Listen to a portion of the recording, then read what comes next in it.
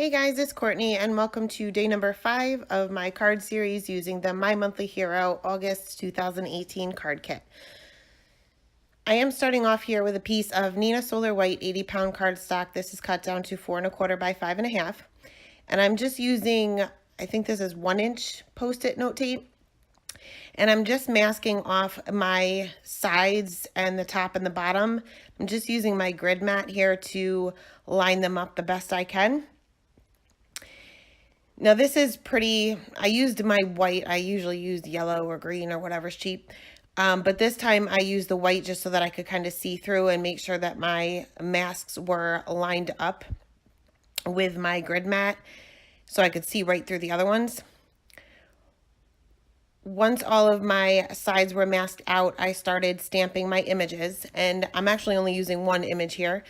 And I am stamping with Simon Says Stamp Intense Black ink. And I started by stamping my top little cup here and then masking that out with Simon Says Stamp masking paper. You can see for this little handle, I would think you'd call it, for this mug, I cut right through the side of it so that I would still be able to mask that out and I wouldn't have to worry about filling in that gap and matching up my colors. I'm stamping a total of 4 here, masking as I go, starting off with the top one and lining the mask up the best I can. Usually if you cut through your mask like that and still keep it whole, you'll have no problem. It'll mask it pretty well rather than trying to cut off that handle and masking it separately. I'm kind of stamping these crooked a little bit, but this bottom one here, I will stamp as straight as possible and mask that out as well. Once all of my masking was done, I am going to be working on a Ranger craft mat here, and I'm going to use several different colors of Distress Oxide inks for my background. I wanted to create like a rainbow color here. So I'm going to start off with my Picked Raspberry just on the top here. And then I'll move on to the Carved Pumpkin and then the Squeezed Lemonade. And I don't have a green here, so I'm putting quite a bit of the Squeezed Lemonade on there. And then with my Salty Ocean, that will create my green. And then last is the Wilted Violet, I believe. Now this doesn't look good at all. You'll have to go back a second time, especially when you're using oxides, to make sure that they're blended. A lot of times here when I'm going back in, with the exception of the Squeezed Lemonade, I'm not re-inking my ink tool. I'm just taking the ink that's on there still and helping that to blend out a little bit. The yellow I did have to add more just because it is such a light color. Once all of my distress ink was down and I was happy with the results there, I took this sparkle spray, I guess. It's like a glitter spray. I'll link it below. I'll find it somewhere and link it below. And I'm just taking the cap off and splattering that all around, just like I would normally do with water, and then dabbing that up with a paper towel. Now I did let this dry for about 10 or 15 minutes. Because you're using paper masks, if you peel them off right now, not only did you use the moisture from the spray, but you also have moisture from the ink.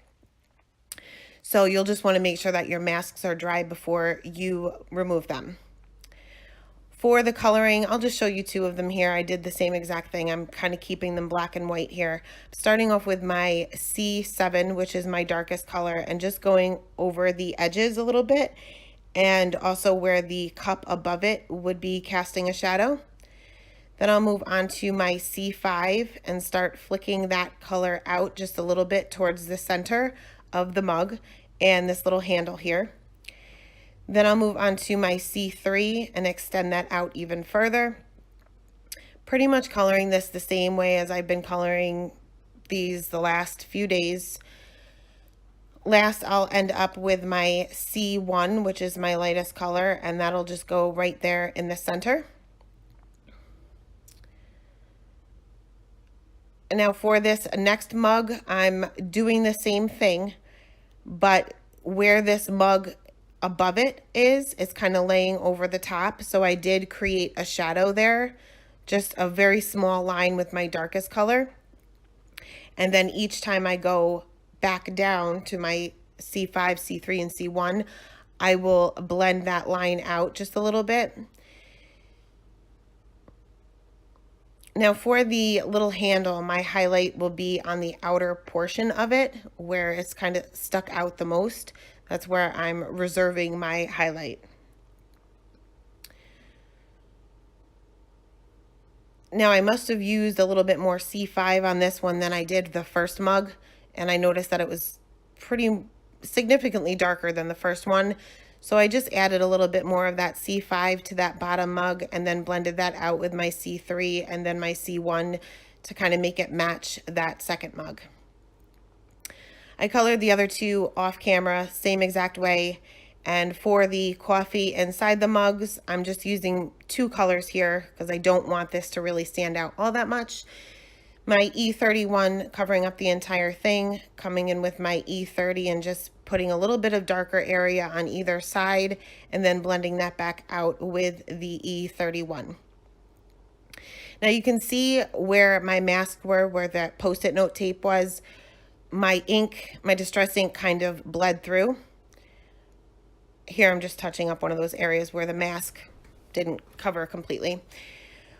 We're going to fix this with creating a border. So I'm using an EK Success journaling pen here and my T-square ruler. And I'm just basically drawing a line along those masked areas and extending that out just a little bit further than where my ink blending goes. And I'm doing this on all four sides. And this will pretty much cover up where that ink bled through.